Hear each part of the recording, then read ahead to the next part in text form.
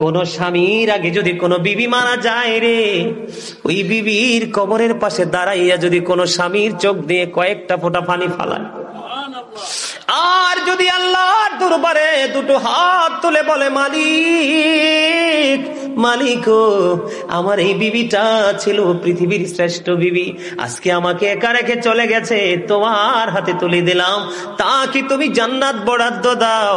আমার নবীজি জানিয়ে দিয়েছে, ওই স্বামী যদি দোয়া করে স্ত্রীর জান্নাত বরাদ্দ হয়, তার সুখ কেউ কেড়ে নিতে পারে না। বন্ধুরে আমার, আমি বলতেছিলাম, মা বোনরা, স্বামী কাছে না থাকলে, যাদের স্বামী বিদেশে আছে, আপনারা সুন্দর করে সাজগোজ করার প্রয়োজন নেই, স্বামীর জন্য অপেক্ষা করুন, স্বামী আপনার প্রিয় স্বামী কাছে ফিরে আসবে।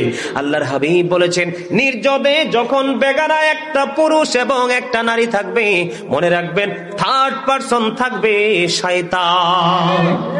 কথা কি আপনারা বোঝেন?